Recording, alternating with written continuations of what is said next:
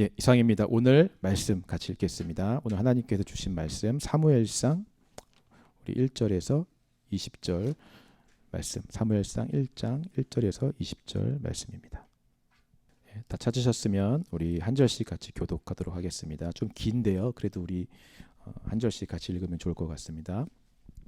에브라임 산지 라마다임 소빔에 에브라임 사람 엘가나라 하는 사람이 있었으니 그는 여로함의 아들이요 엘리후의 손자요 도후의 증손이요 숲의 현손이더라. 그에게 두 아내가 있었으니 한 사람의 이름은 한나요 한 사람의 이름은 브린나라. 브린나에게는 자식이 있고 한나에게는 자식이 없었더라. 이 사람이 매년 자기 성읍에서 나와서 실로에 올라가서 만군의 여호와께 예배하며 제사를 드렸는데 엘리의 두 아들 홈니와 비느하스가 여호와의 제사장으로 거기에 있었더라. 4절.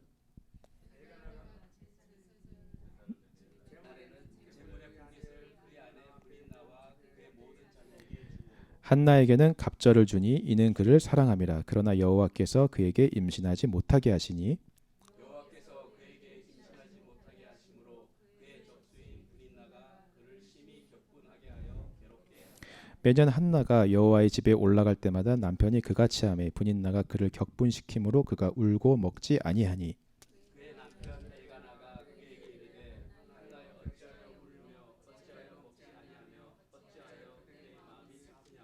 내가 그에게 열 아들보다 낫지 아니하냐 하니라.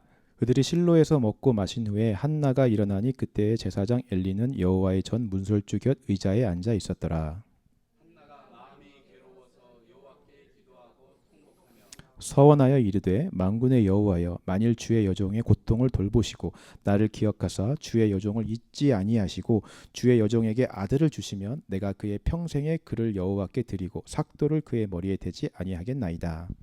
그가 여호와 앞에 오래 기도하는 동안에 엘리가 그의 입을 주목한지라. 한나가 속으로 말하매 입술만 움직이고 음성은 들리지 아니하므로 엘리는 그가 취한 줄로 생각한지라.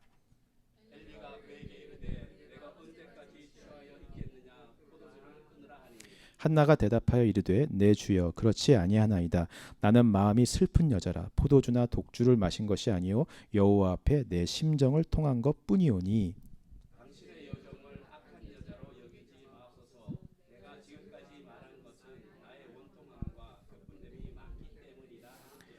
엘리가 대답하여 이르되 평안히 가라. 이스라엘의 하나님이 내가 기도하여 구한 것을 허락하시기를 원하노라 하니 이르되 당신의 여종이 당신께 은혜 있기를 원하나이다 하고 가서 먹고 얼굴에 다시는 근심 빛이 없어.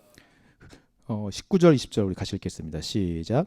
그들이 아침에 일찍이 일어나 여호와 앞에 경배하고 돌아가 라마의 자기 집에 이르니라. 엘가나가 그의 아내 한나와 동침하매 여호와께서 그를 생각하신지라. 한나가 임신하고 때가 이름에 아들을 낳아 사무엘이라 이름하였으니 이는 내가 여호와께 그를 구하였다 함이더라. 아멘. 자, 오늘 본문의 주인공은 사무엘의 어머니 한나라고 하는 여인입니다. 그러니까 많은 사람들이 이 한나에 대해서 잘 알고 있고 또 기도하는 사람의 대표적인 어떤 사람의 이미지를 떠올릴 때 보통 이 한나를 많이 이야기를 하죠. 그런데 사람들이 이 한나의 기도에 대해서 잘못 오해하고 있는 것이 있습니다. 마치 이 한나의 기도가 이루어질 수 없는 일인데 내가 간절히 기도함으로 하나님께 원하는 것을 얻어내고 받아낸 그런 기도라고 생각을 하는 것이죠. 그래서 우리도 한나처럼 간절히 기도하면 하나님께서 우리가 원하는 것을 주실 것이다 라고 오해를 하는 것입니다. 이 본문을 그냥 표면적으로 보면 그렇게 보일지도 모르겠습니다. 왜냐하면 실제로 이 본문에서 한나는 아이가 없었고 그것으로 인해서 큰 고통을 당했고 그래서 하나님 앞에 나와서 정말 간절히 기도했습니다. 정말 열심히 간구했죠. 그러자 하나님께서는 마치 그 열심과 그 정성을 보시고 아이를 주신 것처럼 표면적으로는 그렇게 보이고요. 또 한나는 자신에게 그 아이를 주신 하나님께 감사함으로 다시 아이를 하나님께 바치고 있는 것처럼 보입니다. 그러니까 눈으로 볼 때는 이런 표면적으로만 본다면 기브 앤 테이크 하는 것 같은 그런 내용처럼 이해를 하게 되는 거예요. 그래서 무조건 기도해라. 한나처럼 열심과 정성을 다해서 하나님께 구해라. 그러면 원하는 것을 얻을 것이다. 하나님께서 주실 것이다. 이런 단순하고 1차원적인 해석을 우리가 하게 되는 것입니다. 그러나 사실 이 내용은 그런 단순한 내용이 아닙니다. 단순히 열심히 기도함으로 내가 원하는 것을 얻어내는 그런 기브 앤 테이크 같은 그런 내용이 아니라 그것보다 훨씬 더 깊은 어떤 기도의 영적 차원에 대해서 지금 이야기하고 있는 본문인 것입니다. 그래서 오늘 이 본문을 통해서 정말 우리가 하나님 앞에서 우리가 하고 있는 기도는 어떤 기도인지, 어떤 것이 정말 하나님께서 원하시는 기도인지를 우리가 이 시간 좀 생각해 보았으면 좋겠어요. 그래서 먼저 1절에서 2절 말씀을 우리가 다시 한번 읽어보겠습니다. 1절, 2절 말씀. 자, 시작.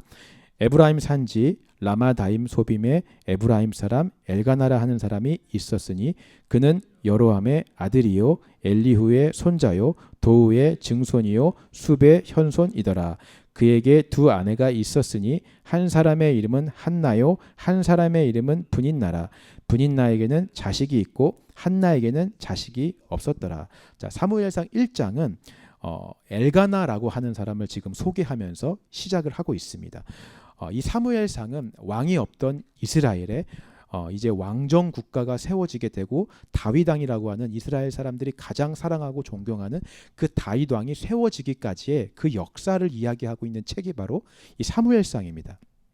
이 사무엘상 전반부는 아직 왕이 없었던 그 이스라엘의 사사시대의 거의 끝 무렵에 대해서 지금 그 배경을 갖고 이야기를 하고 있어요. 그래서 그 사사시대의 거의 끝 무렵에 이스라엘의 마지막 사사, 마지막 영적인 리더로 활동을 했던 사무엘이 어떻게 탄생하는지에 대한 내용을 그리고 있는 것이 사무엘상 1장입니다. 그래서 이 사무엘상을 시작으로 해서 사울 왕이 세워지고 그 다음에 다윗 왕이 세워지는 과정을 계속해서 이 사무엘상이 지금 이야기하고 있습니다. 자, 그래서 이 사무엘상 1장의 배경은 거의 사사시대의 끝 무렵이에요. 마지막 시기입니다. 자, 이때는 이스라엘이 어떤 상황이었을까요? 사사기 17장 6절은 이 당시의 상황을 한 구절로 표현하고 있습니다. 우리 한번 같이 읽어볼까요? 함께 읽겠습니다. 시작. 그때에는 이스라엘에 왕이 없었으므로 사람마다 자기 소견에 옳은 대로 행하였더라. 이 당시는 어떤 시기였냐면 사람들이 자기 소견에 옳은 대로 행하는 시대였대요.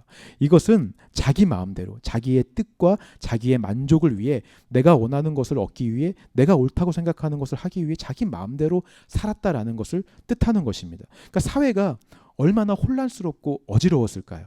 다 자기 마음대로 자기가 옳다고 생각하는 것을 행하고 주장하니까 사회는 타락하고 질서가 없었을 거예요. 실제로 학자들은 뭐라고 얘기하냐면 그 당시 시대는 정말 빈부격차가 심하고 질서는 없고 혼란스러워 아주 가장 암울하고 어두운 시대였다라고 학자들은 이야기를 하고 있습니다. 그러니까 이런 타락한 시대를 대표적으로 보여주고 있는 사람이 바로 1절에 나오는 이 엘가나라고 하는 사람이다라고 하는 거죠. 자, 1절 다시 보시면 이 엘가나에 대해서 소개를 하고 있는데 에브라임 사람이라고 나오고 있습니다. 하지만 실제로는 이 엘가나는 레위 지파 사람입니다. 여기 나오는 이 여러 사람들의 이름들도 역대상에 다시 사무엘에 대해서 이야기하면서 다시 똑같이 그 이름들이 나오는데 그때는 분명히 레위 지파 사람들이다라고 분명히 밝히고 있습니다. 성전에서 봉사를 했던 사람들이고요. 꽤 좋은 가문이었다라는 것을 말해주고 있습니다. 자, 그런데 그런 하나님을 섬기고 정통 레위 지파이면서 영적으로도 좋은 리더가 되어야 되고 본이 되어야 되는 그런 엘가나가 2절에 보니까 뭐래요? 아내가 둘이 있었다라고 하는 거죠. 여러분, 이게 왜 문제가 되었을까요?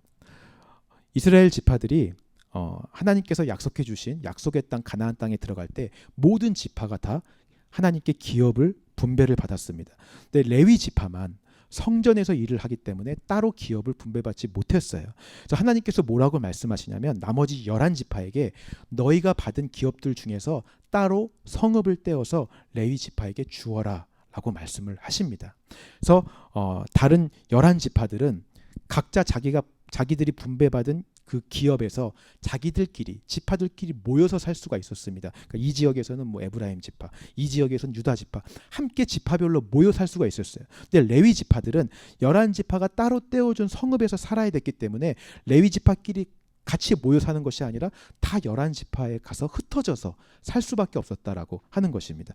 그래서 엘가나도 에브라임 지파가 따로 떼어준 성읍에서 살고 있었기 때문에 여기서 레위인이지만 에브라임 사람이다라고 지금 소개가 되고 있는 거예요. 자, 왜 이 말씀을 드리냐면 레위인들은 그렇게 11지파에 흩어져 살면서 아주 중요한 역할과 책임을 감당해야 했습니다. 그게 뭐냐면 그 지역의 영적 리더로서 살아야 되는 거예요. 그 지역에서 제사를 주관하고요, 예배를 인도하고요, 사람들에게 말씀을 가르치고 율법을 가르쳐야 되는 레위 지파로서, 레위인으로서 하나님의 일을 하는 그런 사역자로서 부름받은 사람들이 바로 레위 지파 사람들이었다라고 하는 것입니다. 각 지파에 흩어져 살면서 그런 영적인 리더, 영적으로 본을 보여야 되는 사람들이 바로 레위인들이었다라고 하는 거예요. 그런데 이 레위인 엘가나가, 특별히 에브라임 지역에서 거주하고 있는 이 영적인 리더인 엘가나가 그런 역할과 본분을 다하지 않고 오히려 앞장서서 그 당시 사사시대에 자기의 소견대로 행하는 그 사람들처럼 자기의 정욕대로 아내를 둘이나 취했다라고 하는 것입니다. 이렇게 질문하실 수도 있을 것 같아요. 아니 목사님, 그 당시에는 일부 여러 명의 아내를 갖는 것이 가능하던 시대가 아니었습니까? 맞습니다. 그것이 가능하던 시대는 맞아요. 그런데 그렇다고 모든 사람들이 다 여러 명의 아내를 두진 않았어요. 이것은 굉장히 돈이 많은 사람들에게나 해당되는 일이거나 아니면 부유한 사람들, 그리고 자기 정욕대로 자기 마음대로 하고 싶은 사람들만 그렇게 여러 명의 아내를 그 당시에 취할 수가 있었습니다. 그래서 그 당시에 일부 다처가 허용됐다 하더라도 레위 지파에게는, 레위 제사장들에게는 한 명의 아내만 취하는 것이 율법으로 성경에 나와 있어요. 그러니까 그 당시에 레위 지파 사람인 엘가나가 아내 둘을 취했다라고 하는 것은 명백하게 레위 지파이면서 율법을 어긴 것이고요. 그 다음에 아내 둘을 얻을 수 있을 만큼 물질적으로 재물을 자기 욕심대로 많이 모았다라는 뜻이고요. 그래서 자기의 정욕대로 아내 둘을 취했다라고 하는 것입니다. 그러니까 율법을 지키고 사람들을 이끌고 본이 되어야 될 영적 지도자가 이렇게 타락하고 그 당시 세상 유행을 따라서 자기 소견대로 자기 정욕대로 살아갈 만큼 그 당시 시대가 타락하고 암울했다라고 하는 것을 지금 보여주고 있는 거예요. 이 짧은 1절 2절을 통해서 저자가 지금 그것을 이야기하고 있는 것입니다. 여러분, 하나님이 왕이 되지 않는 이 시대는 이렇게 마음대로 살아가고 자기가 주인 되어 마음대로 살아가요. 오늘날 우리가 사는 시대도 별로 다르지 않다라고 생각합니다. 세상은 더 편리해지고 더 빠르고 발전될지는 몰라도 여러분, 말세가 가까울수록 영적으로는 더 어둡고 타락한 시대가 될 거예요. 특별히 그런 시대에 먼저 하나님의 자녀로 부름받은, 영적인 리더로 부름받은 저와 여러분들이 제대로 살지 못하고 본이 되지 못하면 세상은 더욱더 타락하고 말 것입니다. 그래서 저는 하나님께서 저희 교회에게 주신 이 비전이 너무너무 중요하다고 생각해요. 자기 소견대로 자기가 옳다고 다 자기가 왕이 되어가는 사람들에게 하나님이 왕이시라고 그들에게 복음을 전하고 그들에게 말씀의 깃발을 꽂아서 그들의 땅이 하나님이 다스리시는 땅이 되도록 만드는 것이 하나님께서 이 시대를 살아가는 저희 교회에 주신 비전이라고 믿습니다. 자, 그렇게 암울한 시대에 이제 오늘 주인공 엘가나의 아내인 한나가 등장을 합니다. 6절 7절 말씀 한번 읽어보겠습니다. 6절 7절 시작. 여호와께서 그에게 임신하지 못하게 하심으로 그의 적수인 브닛나가 그를 심히 격분하게 하여 괴롭게 하더라. 매년 한나가 여호와의 집에 올라갈 때마다 남편이 그같이 하매 브닛나가 그를 격분시키므로 그가 울고 먹지 아니하니. 자, 이 한나에게는 아주 깊은 슬픔과 아픔이 있었습니다. 그 아픔의 원인이 뭐냐면 바로 자식이 없는 그 문제였습니다. 그 당시에 이것이 왜 큰 문제가 되었냐면요. 그 당시에 사회적 문화적 배경 때문에 그랬습니다. 그 당시에는 어떤 가문의 대를 잇고 그 기업을 잇는 것, 그것이 그 어떤 것보다도 가장 중요한 거였어요. 하나님께서 복을 주시고 그 사람을 사랑하신다는 증거가 자손을 통해서 그 기업을 계속해서 있게 해주는 데에 있다고 사람들은, 그 당시 사람들은 그렇게 믿었습니다. 그러니까 대를 이을 자식이 없다는 것은 가문의 기업을 이어갈 수 없다는 것이고요. 그 가문의 이름이 사라지게 된다라는 것을 의미하는 거예요. 이것은 이 땅에서 사람이 태어나서 아무 존재 가치 없이 하나님께 사랑받지 못하고 아무 의미 없이 그냥 사라져간다라는 것을 뜻하는 것입니다. 그래서 형이 죽으면 동생이 형의 아내에게 들어가 대를 이을 만큼 자손을 잇는 것이 중요했고요. 롯의 딸들 같은 경우는 남편들이 죽자 아버지에게 술을 먹여 아버지를 통해서 자신의 자손들을 이을 만큼 가문의 이름과 그 기업을 이어간다는 게 그 당시에는 중요했다라고 하는 거예요. 아까도 말씀드렸지만 그것은 그렇게 가문의 기업을 이어갈 수 없다는 것은 하나님께 버림받은 것으로 이해가 되었기 때문에 그렇습니다. 자손이 없다라고 하는 것은 하나님께서 어떤 삶의 의미와 축복을 자녀를 통해 주시는데 이 자녀를 이 내 가문의 기업을 이어갈 자녀가 없다는 것은 하나님과의 곧 그런 축복과 관계가 끊어진 것을 의미하는 거예요. 하나님께 버림받은 것으로 이해가 되었던 것이죠. 그래서 분인나가 이 엘가나의 두 번째 아내였던 분인나가 한나를 열받게 할 수 있었던 이유가 바로 이것입니다. 당신은 하나님께 버림받은 거야. 그냥 단순히 애가 없어서 그런 게 아니고 하나님 앞에 버림받은 거야. 하나님이 너를 버렸어. 당신은 하나님과의 관계가 끊어졌어. 이렇게 한나를 화가 나게 했다라고 하는 거죠. 지금 표면적으로 한나의 깊은 슬픔과 아픔은 자식이 없어서 그런 것 같지만 더 깊은 영적인 이유는 사실 하나님과의 관계가 끊어졌기 때문이라고 생각했기 때문에 한나는 지금 슬프고 괴로운 것입니다. 더 쉽게 말하면 한나의 가장 큰 슬픔과 아픔은 하나님과의 영적인 단절이었다라고 하는 거죠. 오늘 정말 하나님의 자녀가 된 사람들에게, 예수님 믿고 구원받은 사람들에게 가장 무서운 것이 무엇입니까? 라고 묻는다면 바로 이것일 것입니다. 지난주에도 제가 잠깐 말씀드렸지만 예수님과 식탁에서 교제하고 관계하는 것, 그 영적인 교제가 끊어진다는 것, 정말 예수님 믿고 구원받은 자녀에게 이것만큼 무섭고 두려운 것이 없는 거예요. 하나님과 관계가 한 번도 없던 사람은 별로 문제가 되지 않아요. 그냥 세상에서 내 마음대로 세상을 즐기며 얼마든지 살아갈 수 있어요. 근데 단 한 번이라도 내가 하나님과 영적인 교제를 경험해 봤고 그 기쁨을 한 번이라도 경험해 본 사람이라면 이 관계가 끊어지고 하나님과의 교제가 끊어진다는 것은 상상할 수 없는 아픔이고 괴로움이고 고통이라고 하는 것입니다. 여러분 그렇게 믿으십니까? 예수님도 마찬가지였어요. 예수님께서 십자가에 달리실 때 가장 큰 아픔과 고통이 무엇이었을까요? 물론 육체적인 고통도 큰 아픔이었습니다. 그러나 그것보다 더 큰 고통은 하나님과 영적으로 단절되는 거였어요. 태초부터 예수님과 하나님과 성령님은 성자 성령이 삼위일체를 이루시면서 단 한 번도 이 친밀한 그 사이가 끊어진 적이 없으셨습니다. 단 한 번도 영적으로 이것이 끊어진 적이 없으셨어요. 근데 인간의 죄를 모두 지시고 예수님이 십자가에 달리신 그 순간만큼은 그 영적인 관계가 끊어지게 되는 거예요. 하나님도 예수님을 외면하셨어요. 예수님이 간절히 부르짖습니다. 하나님이시여, 하나님이시여, 어찌하여 나를 버리시나이까? 아무리 부르짖어도 하나님이 응답하실 수가 없는 거예요. 하나님도 예수님도 태초부터 지금까지 처음으로 겪는 단절이었어요. 그 슬픔과 아픔을 경험하신 순간이 바로 십자가의 사건이었다라고 하는 것입니다. 이것만큼 예수님에게, 하나님에게 있어서 가장 큰 아픔과 고통이 없었다라고 하는 거예요. 우리는 예수님이 받으신 육체적인 고통만 생각하는데 사실은 그것보다 이 영적인 고통, 하나님과의 관계가 끊어지고 단절되어지는 이 영적인 고통이 예수님에겐 가장 큰 고통이고 아픔이었다라고 하는 것입니다. 그러니 이 십자가의 사랑이 얼마나 위대하고 놀라운 사랑인지 우리가 알 수 있는 거죠. 위대하신 하나님께서 그 영적인 단절의 고통을 겪으시면서까지 저와 여러분들을 구원하신 것입니다. 그래서 저와 여러분들이 지금 이 자리에 있다는 것을 여러분 믿으시기 바라요. 10절 11절을 다시 한번 읽어보겠습니다. 10절 11절 같이 읽겠습니다. 시작.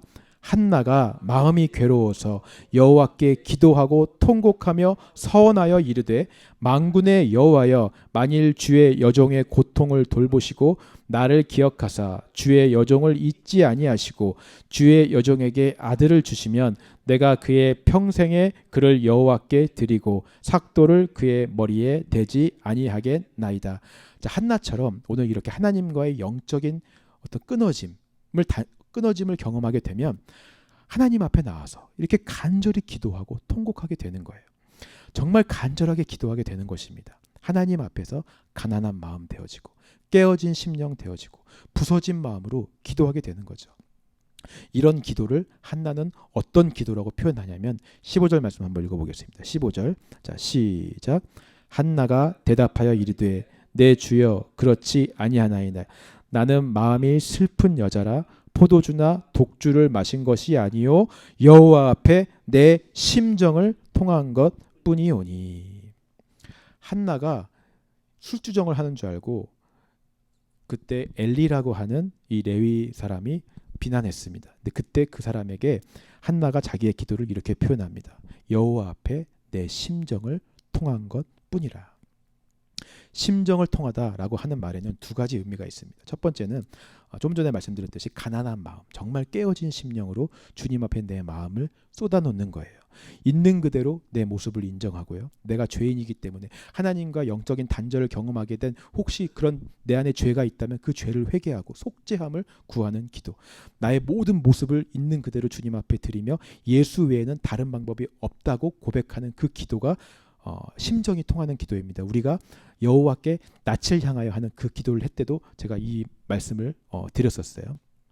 이게 첫 번째 뜻이고요. 두 번째 의미는 그렇게 간절하고 애통함으로 깨어진 심령으로 주님 앞에 기도했을 때 마침내 하나님께서 나의 마음을 알고 나도 하나님의 마음을 알게 되는 그런 역사가 일어나는 것을 뜻하는 것입니다. 심정이 통하는 것, 하나님의 마음과 나의 마음이 통하게 되는 역사예요. 나의 마음과 하나님의 마음이 하나가 되는 영적인 역사를 심정이 통하게 된다라고 성경은 이야기하고 있는 것입니다. 여러분들 중에 정말 심령이 정말 깨어진 부서진 마음으로 기도하신 분들은 이 심정이 통하는 기도를 아마 경험해 보셨을 거예요. 그저 내가 원하는 것을 주시옵소서 하는 일방적인 그런 기도가 아니라 정말 깨어지고 부서진 심령으로 주님 앞에 기도했을 때 마침내 하나님의 마음을 알게 되는 역사, 하나님의 크신 뜻과 하나님의 마음이 내 안에 들어오게 되어지는 역사. 그래서 하나님의 마음과 내 마음이 통해서 내 마음이 하나님 마음 되어지고 하나님 마음이 내 마음 되어지는 그런 놀라운 경험과 체험을 우리가 하게 되는 것입니다. 한나가 지금 바로 그런 기도를 하고 있다라고 하는 것이죠. 하나 더 예를 들어본다면 모세도 이런 기도를 했었습니다. 출애굽기 32장 말씀 한번 읽어볼게요. 32장 9절에서 10절 말씀 같이 읽겠습니다. 시작. 여호와께서 또 모세에게 이르시되 내가 이 백성을 보니 목이 뻣뻣한 백성이로다. 그런즉 내가 하는 대로 두라. 내가 그들에게 진노하여 그들을 진멸하고 너를 큰 나라가 되게 하리라. 자, 이 내용은 모세가 40일간 시내산에 올라가서 율법을 받고 내려왔을 때 이스라엘 백성들이 밑에서는 금송아지를 섬기고 우상 숭배하는 모습을 보고 하나님이 진노해서 모세에게 하는 말입니다. 이 백성은 목이 뻣뻣한 백성이다. 그러니 내가 이 백성들을 다 죽여버리고 모세 너로 인해서 새로운 나라와 새로운 민족을 시작하겠다라고 모세에게 이야기를 하는 장면입니다. 그때 모세가 기도하는 가운데 하나님과 심정이 통하는 기도를 하게 돼요. 모세 개인적인 입장에서 본다면 나로부터 새로운 나라가 시작되면 모세한테는 영광이죠. 정말 큰 은혜이고 놀라운 일입니다. 이제 아브라함의 민족이 아니라 모세의 민족이 되는 거예요. 모세로부터 하늘의 별과 같이 바다의 모래와 같이 자손이 많아지게 되고 모세 개인적으로는 참 좋은 일이고 영광이고 복된 일인 거예요. 근데 하나님과 심정이 통하는 기도를 하게 되니까 정말 하나님이 이것을 원해서 이렇게 말씀하신 것이 아니라는 것을 모세가 깨닫게 되는 것입니다. 자, 왜냐하면 아브라함의 자손은 우리가 잘 알듯이 언약 백성입니다. 하나님께서 이들에게 약속을 하셨어요. 너희에게 젖과 꿀이 흐르는 가나안 땅을 주겠다라고 약속을 하셨기 때문에 어떤 잘못을 하건 이스라엘 백성들이 어떤 모습이건 간에 그것과 상관없이 이 약속 때문에 그들을 구원하시고 그들에게 약속을 이루시는 백성이 바로 언약 백성 아브라함의 자손입니다. 근데 모세로부터 시작하는 모세의 자손은 언약 백성이 아니고 율법의 백성인 거예요. 왜냐하면 처음부터 이들의 시작이 죄를 지었기 때문에 이 죄의 대가로 다 죽여버리고 새롭게 시작된 민족이기 때문에 앞으로 죄만 지면 다 죽여버리고 또 새로 시작하고 또 죄 지으면 또 죽고 새로 시작하고 철저하게 율법의 대가를 치르면서 살아나가야 될 민족이 이제 모세의 백성인 것입니다. 그러니까 여기에는 하나님의 구원에 대한 사랑도 없고 자비도 없고 언약도 없어요. 오로지 율법만 존재하는 거예요.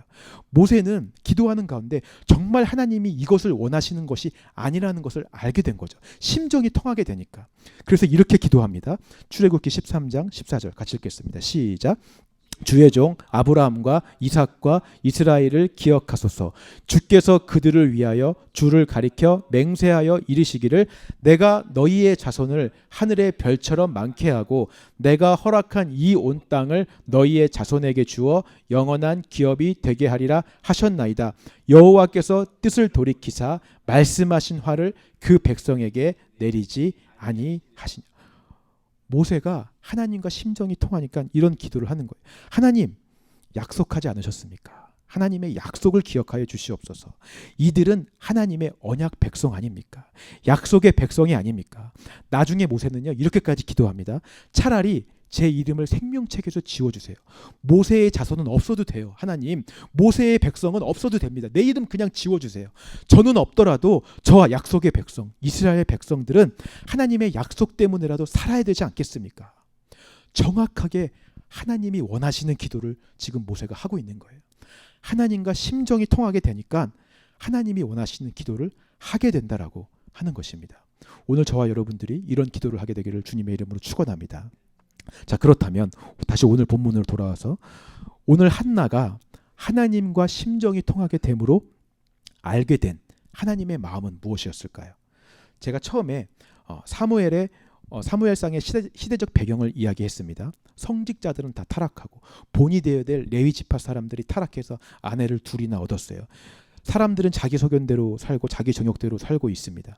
이런 시대에 하나님의 말씀을 대언하고 선포할 수 있는 영적 리더들이 없는 거예요. 이 엘리라고 하는 사람들도 한나가 심정을 통하는 기도를 하고 있는데 술주정하지 말라라고 말할 만큼 영적으로 무뎌져 있습니다. 하나님을 위해서 세움받고 일하는 레위인들, 제사장들마저 타락한 시대, 그 누구도 하나님의 말씀을 올바로 들을 수 없는 그 시대, 이런 암울한 시대를 바라보고 있는 하나님의 마음과 한나의 마음이 통하는 거예요. 심정이 통하는 거죠. 아, 나도 자식이 없어서 이렇게 괴로운데, 하나님과 관계가 끊어진 것 같아서 이렇게 아프고 힘든데 하나님도 지금 나와 똑같이 힘드시구나. 하나님도 이 시대를 바라보시면서 자기의 말씀을 온전히 선포할 수 있는 영적인 리더, 지도자 한 명이 없어서 하나님도 아파하시고 하나님도 이스라엘 백성들과 그 관계가 끊어져서 지금 괴로워하시는구나. 하나님과 심정이 통하게 되는 거예요. 하나님의 마음을 알게 되는 거예요. 그렇게 심정이 통하니까 정확하게 하나님이 원하시는 기도를 하게 됩니다. 11절 말씀 같이 읽겠습니다. 시작. 서원하여 이르되 만군의 여호와여, 만일 주의 여종의 고통을 돌보시고 나를 기억하사 주의 여종을 잊지 아니하시고 주의 여종에게 아들을 주시면 내가 그의 평생의 그를 여호와께 드리고 삭도를 그의 머리에 대지 아니하겠나이다. 주님, 그렇다면 저에게 아들을 주시옵소서. 그러면 제가 이 아들 다시 하나님께 바치겠습니다. 이 아들을 머리에 삭도를 대지 않는 나시린으로 구별하여 드리겠습니다. 하나님, 이 아들을 사용하여 주시옵소서. 이 시대에 하나님의 말씀을 대언할 수 있는 자로 내 아들을 드릴 테니 내 아들을 통하여 하나님 말씀하여 주시옵소서.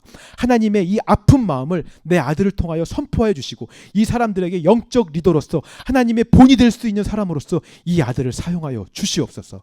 여러분, 이 아들이 누구입니까? 사무엘이라고 하는 거죠. 하나님의 마음을 알고 정확하게 하나님께서 원하시는 기도를 이 한나가 지금 하고 있는 거예요. 여러분, 저는 정말 저와 여러분들이 이런 기도를 하게 되기를 주님의 이름으로 축원합니다. 하나님과 친밀한 영적인 교제 가운데 하나님의 마음을 알고 그 하나님의 마음이 나의 마음이 되는 것, 그것이 심정이 통하는 기도예요.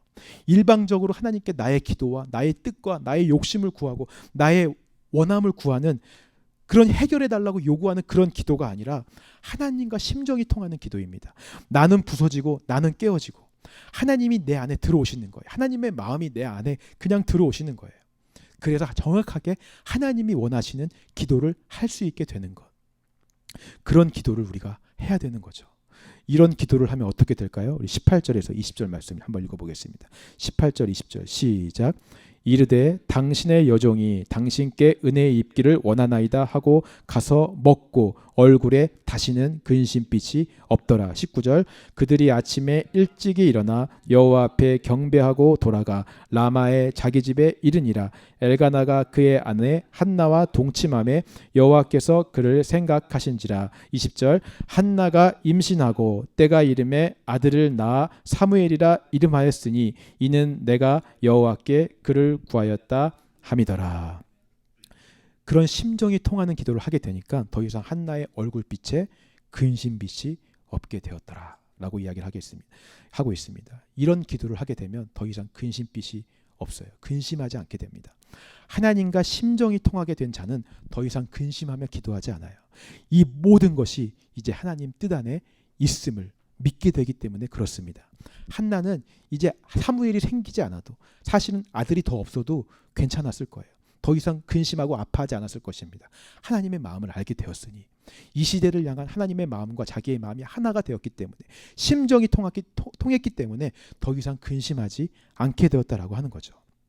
지난주에 제가 지방에 다녀왔잖아요. 사바나로 다녀왔는데 거기서 목회하시는 목사님 교회도 방문하게 되었어요. 근데 사실 인간적인 눈으로 본다면 참 사모님과 목사님이 열악한 환경에서 목회하시는 것처럼 보여요. 사모님이 말씀하시기를 집이 너무 오래돼서 바닥이 다 삭아서 쥐들이 맨날 그렇게 들어온대요. 자신의 자녀들뿐만 아니라 인도네시아에 선교하고 계시는 그 선교사님의 자녀들까지도 자기가 돌보면서 케어하면서 기르고 계십니다. 인간적인 눈으로 볼 때는 사역도 힘들고 사는 것도 힘들고 참 열악해 보여요. 그런데 이 목사님과 사모님 얼굴에 근심빛이 하나도 없는 거예요. 너무나 행복해하시고 너무나 감사해하며 목회를 하고 계십니다. 이곳에서 그렇게 사역하는 것이 하나님께서 기뻐하시는 것이라는 것을 하나님과 이미 심정이 통했어요. 하나님의 마음이 그 뜻이란 걸 자기의 마음과 하나님의 마음이 하나가 되었습니다. 그러니 행복한 거예요. 더 이상 근심빛이 없는 것입니다. 사람들이 어떻게 보든 겉으로 보이는 것이 어떻든지 간에 행복하고 즐겁게 사역하시는 것을 보게 되었어요. 세상에서 가질 것 다 가지고도 얼굴에 근심빛이 가득한 사람들을 우리는 많이 보게 됩니다. 이 목사님에 비해서 모든 걸 다 가지고 좋은 환경에 살면서 누릴 걸 다 누리면서도 근심하며 사는 사람들이 있어요. 무엇을 많이 가졌냐, 못 가졌냐, 많이 누리냐, 못 누리냐 이런 것이 중요한 것이 아니라 그 속에 예수가 있느냐 없느냐가 중요한 줄 믿습니다. 예수님이 그 속에 있고 그 예수님과 심정이 통하면 우리는 근심 없이 이 땅에서 천국을 누리며 살 수 있는 줄 믿습니다. 오늘 여러분들이 이 아침에 기도하고 돌아가실 때 정말 여러분들의 얼굴에 이런 근심빛이 하나도 없게 되기를 주님의 이름으로 축원합니다. 한나의 기도가 저와 여러분들이 기도가 되었으면 좋겠어요. 물론 처음에는 개인의 아픔과 슬픔을 가지고 이 문제를 해결해 달라고 기도할 수 있습니다. 그러나 그렇게 기도하는 가운데 우리의 마음이 부서지고 정말 하나님 앞에 깨어지고 심령이 가난해지는 역사가 일어나요.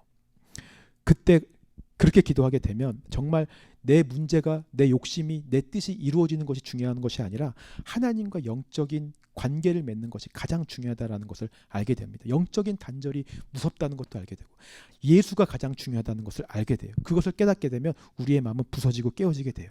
그때부터 우리의 기도는 아마 달라질 것입니다. 하나님 이거 주세요. 이거 주세요 하는 기도가 아니라 하나님의 마음을 알게 해주세요. 하나님의 뜻을 알게 해주세요. 심정이 통하는 기도를 하게 해달라고 우리가 간절하게 정말 한나처럼 갈급해하며 기도하게 될 거예요. 그렇게 하나님과의 관계가 회복되어지고 하나님과 심정이 통하게 되면 우리는 하나님이 원하시는 기도를 할 수 있게 될 것입니다. 오늘 이 아침에 그런 하나님과 심정이 통하는 기도를 하시는 저와 여러분들이 되시기를 주님의 이름으로 축원합니다.